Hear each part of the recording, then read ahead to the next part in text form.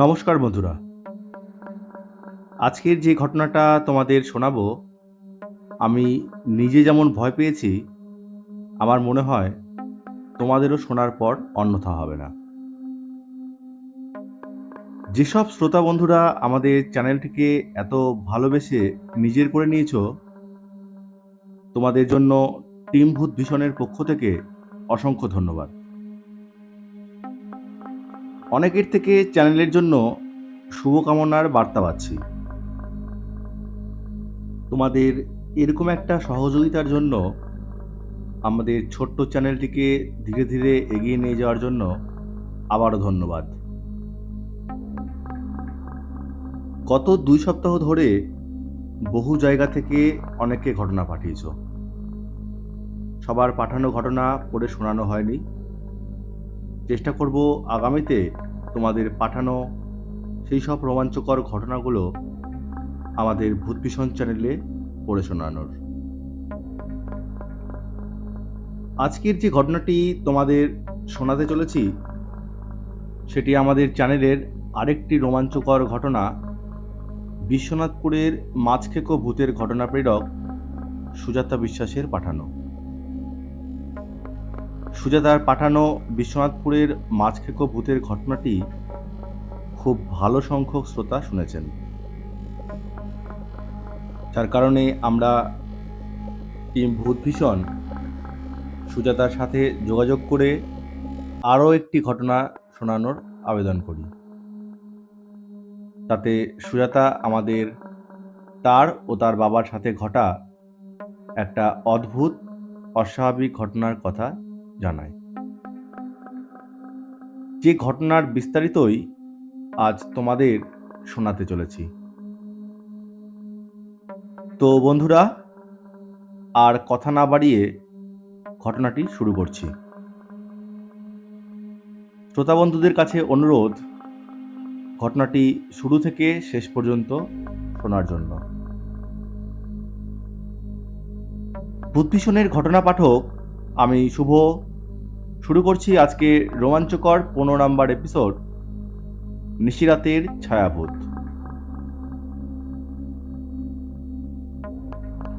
সালটা 2015।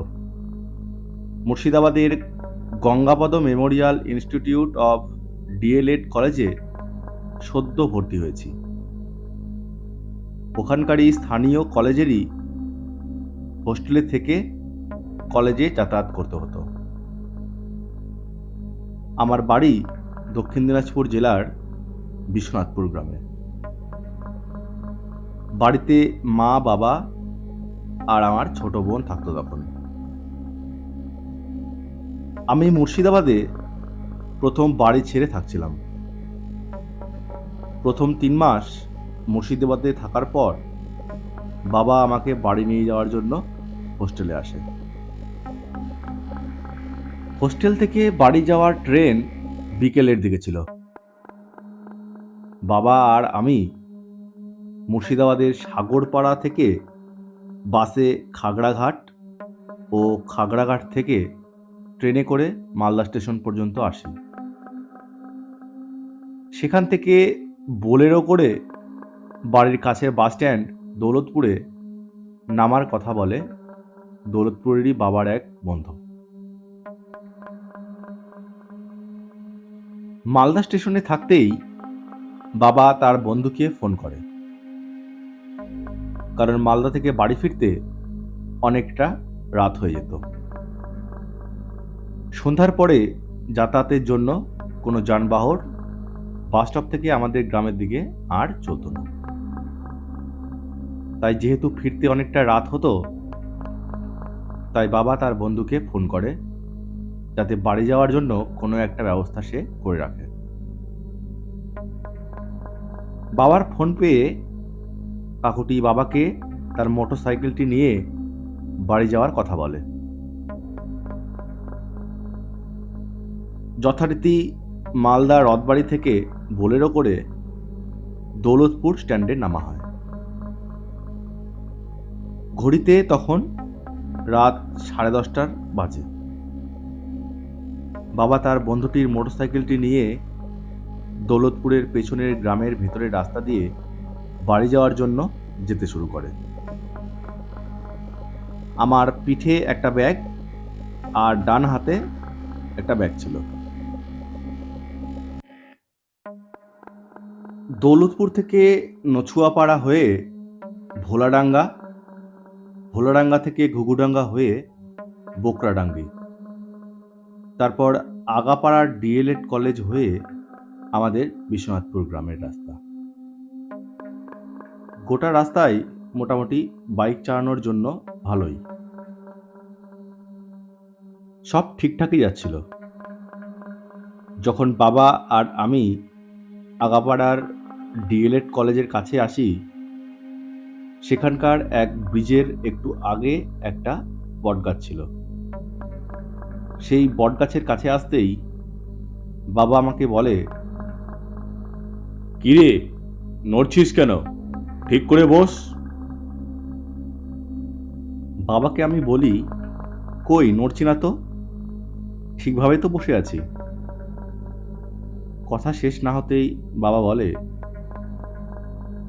ঘাড়ে হাত দিয়ে বসতে হবে না, বাইকটা শক্ত করে ধরে রাখ। আর তোর কি শরীর খারাপ লাগছে নাকি? অত জোরে নিঃশ্বাস ছাড়ছিস যে? আমি বাবাকে বলি, কই বাবা, আমি তো তোমার ঘাড়ে হাত দিয়ে নেই, আমি তো ডান হাতে ব্যাগ আর বাম হাতে বাইকটাই ধরে আছি। আমার কথা শুনেই বাবা বলে, বাইকটা কেমন যেন বাঁদিকে একটু বেশি টানছে রে, তুই একটু নড়ে চড়ে ঠিকভাবে বস তো। আমি একটু নড়ে চড়ে বসি। বাবা ধীরে ধীরে বাইক চালাতে থাকে। বুঝতে পারছিলাম চালাতে কোনো একটা অসুবিধা হচ্ছে বাবার। হঠাৎ ব্রিজের সামনে, ব্রিজে ওঠার আগে হঠাৎ করে বাবা ব্রেক করে দাঁড়িয়ে যায়। আমাকে বাইক থেকে নামতে বলে। অত রাতে রাস্তার মধ্যে যেতে এমনিতেই ভয় পাচ্ছিলাম, তার উপরে বাবা দাঁড়িয়ে নামতে বলে। যাই হোক, বাইক থেকে নামার পর বাবা বাইকটাকে দাঁড় করিয়ে ফোনের আলোতে কিছু একটা দেখার চেষ্টা করে, কিন্তু আমাকে কিছুই বলে না। মিনিট 5-6 পর কিছু একটা ভেবে বাবা আমাকে বলে, তুই বাইকে উঠিস না, বাইকটাকে পেছন থেকে একটু ঠেলে দে তো, বাইকে চেপে ব্রিজটা পার করা যাবে না। ব্রিজটার দুই পাশে যে রেলিং দেওয়া থাকে সেটার চিহ্ন মাত্র নেই, কেউ বা কারা এগুলিকে ভেঙে দিয়েছিল। মাত্র 6-7 বছরে ব্রিজটার এরকম দশা হয়ে গেছিল যে কেউ ভাবতেও পারবে না। যাই হোক, বাবা আমাকে পেছন থেকে ঠেলতে বললে আমি বাবাকে বলি, আমি বরং বাইকের হ্যান্ডেলটা ধরি, তুমি পেছন থেকে ঠেলো। তখন বাবা আমার পিঠে থাকা ব্যাগটা আমার থেকে নিয়ে নিজের কাঁধে নেয় আর হাত ব্যাগটা বাইকে ঝুলে দেয়। বাবা বাইক স্টার্ট দিয়ে আমাকে বলে দেয় কোনোভাবেই যেন বাঁদিকে না নিয়ে যাই, ব্রিজের মাঝখান দিয়ে যেন যাই।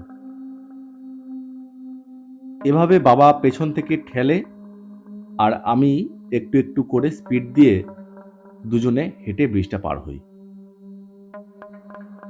আমিও অনুভব করি বাইকটা যেন ক্রমশ বাঁদিকে টেনে নিয়ে যেতে চাইছে।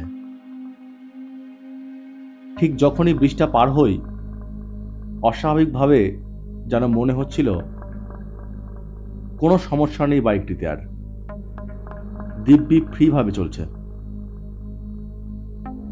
বাবাকে বলার পর বাবা তখন বাইকের হ্যান্ডেল ধরে কিছুটা হেঁটে যেতে নেয়। কোনো সমস্যা আর অনুভব না হওয়ায় বাবা তখন বাইকে উঠে আমাকে বসতে বলে আর আমাকে বলে যেন পেছনে না তাকাই আর যেন তাকে শক্ত করে ধরে থাকি। বাকি গোটা রাস্তাটাতে তারপরে আর কোনো সমস্যা হয়নি।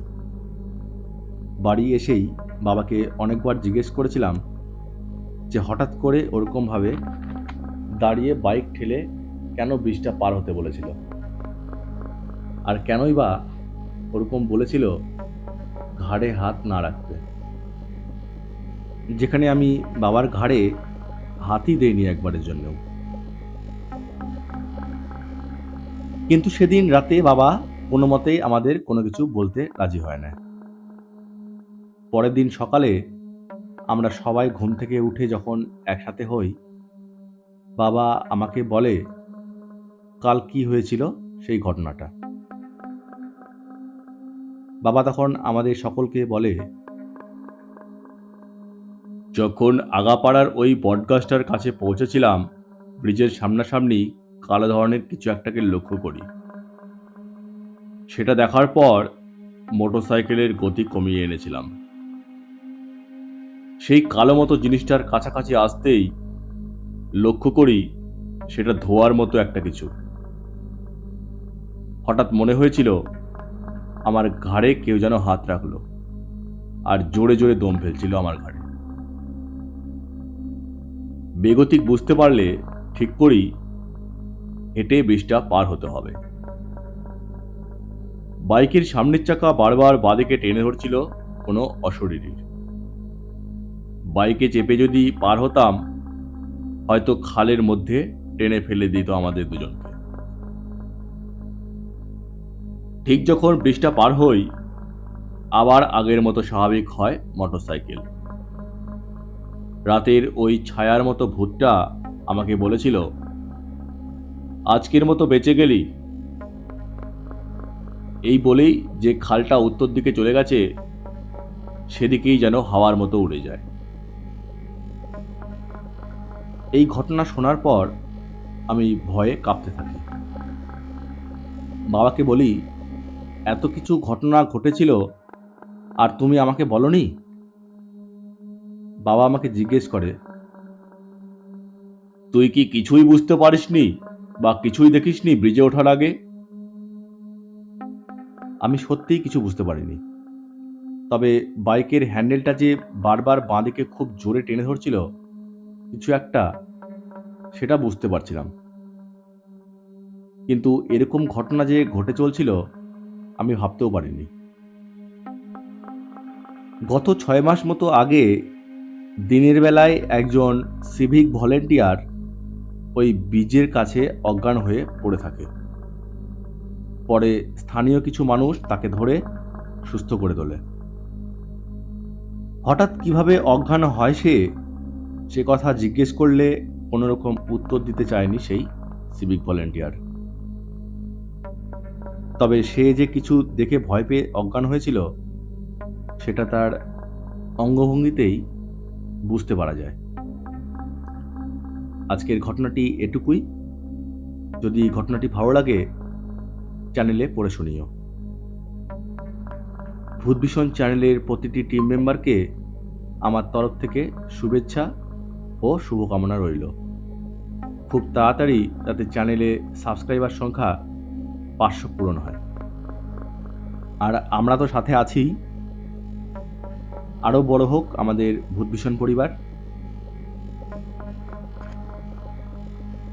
শ্রোতা বন্ধুরা, এই ছিল সুজাতার পাঠানো আজকের রোমাঞ্চকর ঘটনা। ঘটনাটি তোমাদের কেমন লাগলো কমেন্ট বক্সে কমেন্ট করে জানিও। ভালো লাগলে লাইক করে দিও। আর চ্যানেলের যেসব শ্রোতা বন্ধুরা ঘটনাটি শুনছো অথচ সাবস্ক্রাইব করনি, অবশ্যই সাবস্ক্রাইব করে পাশে থাকা বেল আইকনটিকে টাচ করে দিয়ে নোটিফিকেশান অন করে দিও।